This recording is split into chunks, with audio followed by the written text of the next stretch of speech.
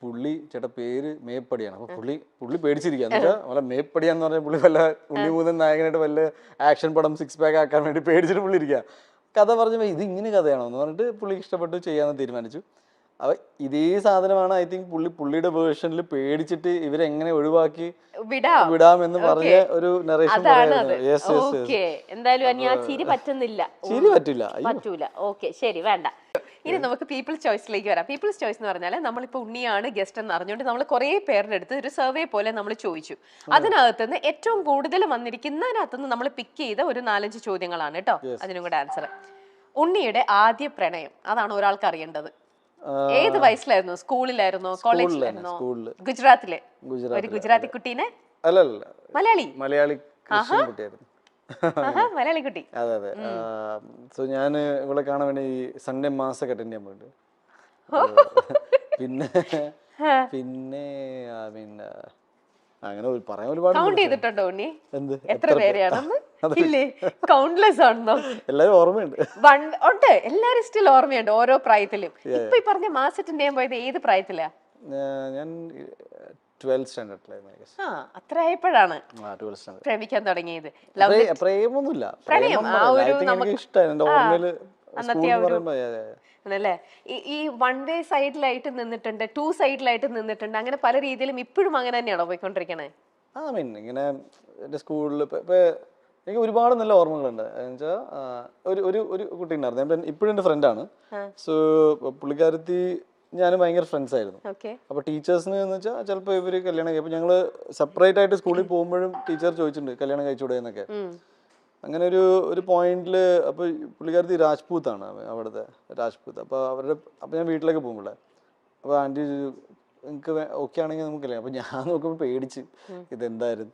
ഞാൻ പറഞ്ഞ ആന്റി അങ്ങനെയൊന്നുമില്ല, ഞാൻ ഫ്രണ്ടാണ്. പിന്നെ ആന്റി ഭയങ്കരമായിട്ട് അവരുടെ ഒരു ഡിഷ് ഉണ്ടാക്കും, ഒരു ചപ്പാത്തി പോലത്തെ എന്തോ, ഞാനത് കഴിക്കാനാണ് പോണത്. അപ്പൊ ഞാൻ പിന്നെ ഇവളോട് പറഞ്ഞു ഇങ്ങനെ. പിന്നെ ഇവൾക്ക് ഒരു 23-24 ആയപ്പോ she was like let's get married. ഞാൻ പറഞ്ഞു 23-ൽ ഞാൻ എന്ത് ചെയ്യാൻ, എനിക്ക് ഒന്നുമില്ല. അപ്പൊ ഞാൻ അപ്പോൾ നാട്ടിലേക്ക് ഇങ്ങനെ സിനിമയ്ക്കായിട്ട് വരാൻ നിൽക്കാം. അങ്ങനെ ഒരു പോയിന്റിൽ ഇവളെന്നെ വിളിച്ചു. അപ്പൊ നീ ഒരു കാര്യം ചെയ്യണം. അപ്പൊ ഇവളുടെ മുത്തശ്ശൻ പുള്ളിക്കാരൻ മരിച്ചു ഇപ്പോ. പക്ഷെ ഞാനും പുള്ളിയുടെ ഭയങ്കര കൂട്ടായിരുന്നു. അപ്പൊ പറഞ്ഞു നീ ദാദാജിക്ക് ഫോൺ പറ ഇങ്ങനെ കല്യാണത്തിന്റെ കാര്യം ഉറപ്പിക്കാം. ഞാൻ പറഞ്ഞു ഞാൻ എന്തിനു വിളിക്കണം, അതൊന്നും ശരിയല്ല. അപ്പൊ ഇവള് വീട്ടിൽ പറഞ്ഞു ഒരാൾ ഇഷ്ടമാണെന്ന്. അപ്പൊ അവര് പറഞ്ഞു ഉണ്ണിയാണെങ്കിൽ ഓക്കെ, അല്ലെങ്കിൽ ക്യാൻസൽ. അപ്പൊ ഈ പുള്ളിക്കാരത്തിക്ക് പിന്നീട് ഭയങ്കരമായിട്ട് ഡിബേറ്റും എലിക്വേഷനൊക്കെ പാർട്ടിസിപ്പേറ്റ് ചെയ്യുന്ന കുട്ടിയായിരുന്നു. അപ്പൊ ഇവള് കോളേജിൽ പഠിക്കാൻ പോയപ്പോ കോളേജിലൊരു പയ്യനുമായിട്ട് ഇഷ്ടത്തിലായി. അപ്പൊ ഇവള് എന്നോട് പറയാം, അപ്പൊ ഞാൻ വരുന്നത് പോയെ.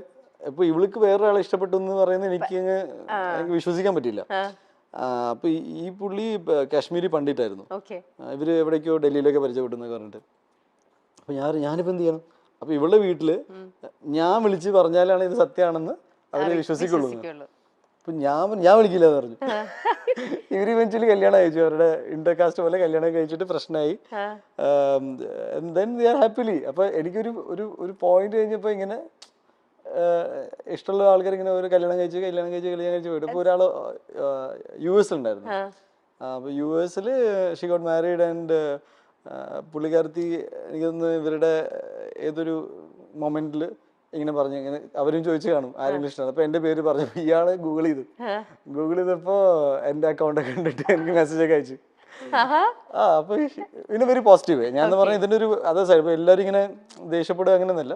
ഇപ്പൊ സ്കൂളിൽ ഒരുമിച്ച് പഠിച്ചതുണ്ടായിരുന്നു. അങ്ങനെ അപ്പൊ അയാളുടെ കാര്യം പറഞ്ഞു ഇവളോട്. ഞാനിതൊക്കെ എല്ലാവരുടെയും കഥ കേട്ടോണ്ടിരുന്നു.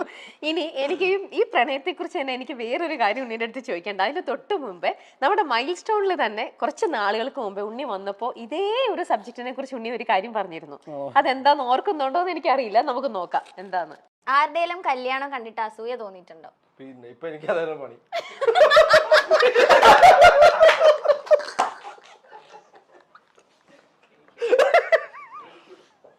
ഇതിപ്പോ കല്യാണം കണ്ടിട്ടല്ല, കല്യാണം കഴിക്കാത്തോണ്ട് കുറച്ച് അസൂയ എനിക്ക് തോന്നിയിട്ടുണ്ട്. പാർവതി എവിടെയെങ്കിലും ആരെങ്കിലും ഉണ്ടെങ്കിൽ നോക്ക്. ഓ അതൊന്നുമില്ല, അതൊക്കെ ഇവിടെ വേറെ വേറെ സ്റ്റാർസ് ഒക്കെ ഇവിടെ.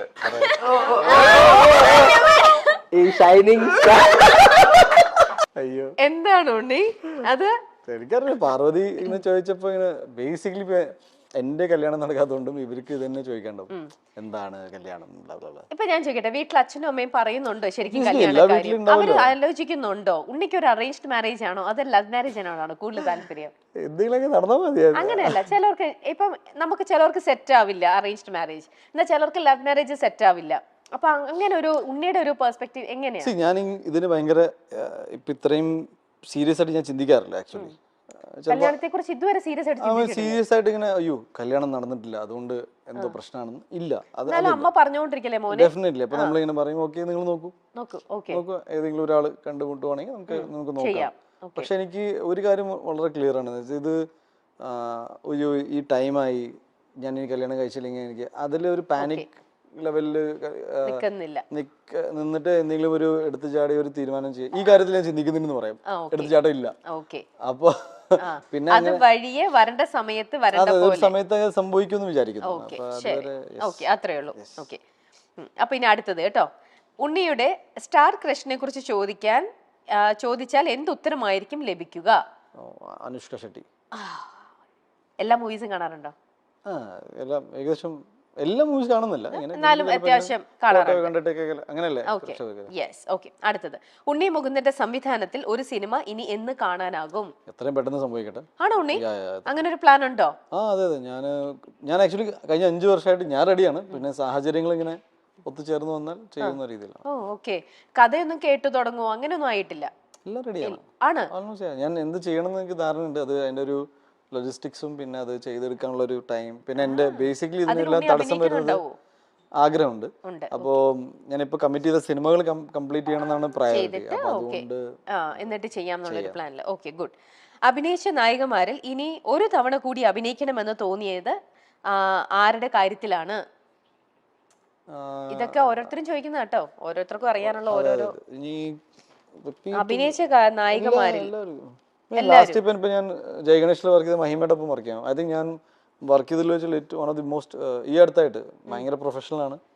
ഐ തിങ്ക് ഇന്ത്യയിൽ തന്നെ അറിയപ്പെടാൻ സാധ്യതയുള്ളൊരു ആക്ട്രസ് ആണ്. She is very good actually.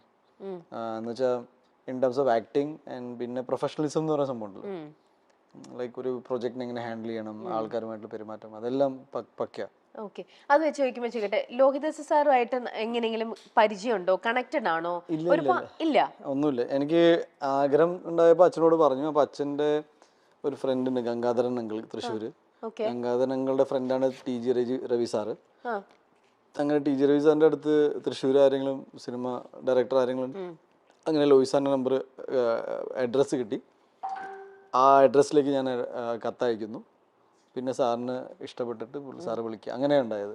അത് മാളികപ്പുറം ഹിറ്റ് ആയതിനു ശേഷം ഞാൻ TG രവി സാറിനെ വിളിച്ച് ഈ കാര്യം അറിയിക്കുകയാണ്. ചേട്ടൻ കൊടുത്ത അഡ്രസ്സ് കാരണമാണ് പിന്നീട് സിനിമയിൽ വരാൻ സാധിച്ചത്. He was very happy. ഓ, അങ്ങനെ. ഓക്കെ, ശരി. ഇനി പ്രേക്ഷകർ പീപ്പിൾസിന്റെ അടുത്തത് dream character of Unni Mukundan, അതാണ് ഒരാൾ ചോദിച്ചിരിക്കുന്നത്. അറിയില്ല, ഞാൻ ഒരുപാട് ഇനിയും സിനിമകൾ ചെയ്യേണ്ടിയിരിക്കുന്നു. അപ്പോൾ അതിൽ വരുന്ന എല്ലാ കഥാപാത്രങ്ങളും നന്നായി വരട്ടെ എന്നാണ്. അങ്ങനെ ഇന്ന സ്പെസിഫിക് ഇല്ല. മനസ്സിൽ കാണുന്നത് ഏത് തരത്തിലുള്ള ഒരു ക്യാരക്ടർ? ഒരു സൂപ്പർ ഹീറോ സിനിമ എന്ന് പറയുകയാണെങ്കിൽ ഞാൻ ഓൾറെഡി ഗന്ധർവ എന്ന സിനിമയ്ക്ക് വേണ്ടി വർക്ക് ചെയ്തുകൊണ്ടിരിക്കുകയാണ്. ദെൻ എനിക്കൊരു ആർമി മൂവി ചെയ്യണമെന്നുണ്ട്, ഇന്ത്യൻ ആർമിക്ക് വേണ്ടിയിട്ട്. പിന്നെ ഒരുപാട് നല്ല കഥാപാത്രങ്ങൾ, അത് പിന്നീട് ഒരു നല്ല രീതിയിൽ മുന്നോട്ട്. ഇപ്പൊ ഞാൻ മാളികപ്പുറം ചെയ്യുമ്പോൾ ഞാൻ അറിഞ്ഞില്ല ഇത് ഇത്രയും നല്ല രീതിയിൽ ഹിറ്റ് ആവുന്നു അല്ലെങ്കിൽ ആൾക്കാർക്ക് ഇഷ്ടപ്പെടുന്നു. അത് മേപ്പടിയാനാണെങ്കിലും മല്ലു സിംഗ്. ഇപ്പൊ ഞാൻ മല്ലു സിംഗ് ആദ്യം റിജക്ട് ചെയ്ത സിനിമയാണ്. എനിക്ക് ഈ കഥ വല്ലാത്തൊരു കഥയാണെന്ന് തോന്നി. പക്ഷെ അത് ഇത്ര വലിയ ഹിറ്റ് ആയില്ല. അപ്പൊ എനിക്ക് അറിയില്ല, ചെയ്യുന്നത് നന്നായിട്ട് ചെയ്യണമെന്നുണ്ട്. ഇനി നമുക്ക് ജയ് ഗണേശനിലേക്ക് എത്താം. ജയ് ഗണേശനില് മുമ്പേ നമ്മൾ കുറച്ച് കാര്യം പറഞ്ഞിട്ട് അത് അവിടെ നിന്നു. ഉണ്ണിയുടെ ക്യാരക്ടറിനെ കുറിച്ച് ഒന്ന് പറയാൻ പറ്റുന്ന കാര്യങ്ങൾ റിവീൽ ചെയ്താൽ മതി. എന്റെ ക്യാരക്ടർ ഗണേഷ്, ഞാൻ ഈ അടുത്തായിട്ട് കേട്ടതിൽ വെച്ച് ഏറ്റവും എനിക്ക് ഭയങ്കരമായിട്ട് റിലേറ്റ് ചെയ്യാൻ പറ്റുന്ന ഒരു ക്യാരക്ടറായിട്ട് തോന്നിയത്. ഇമോഷണൽ കണക്ട് ഭയങ്കരമായിട്ട്. ഞങ്ങള് രഞ്ജിത്ത് എൻ്റെ അടുത്ത് കഥ പറഞ്ഞു, പിന്നെ സ്ക്രിപ്റ്റ് സബ്മിറ്റ് ചെയ്തു. ഞാനൊരു 28 ഡ്രാഫ്റ്റ് വായിച്ചിട്ടുണ്ടായിട്ടുണ്ട്.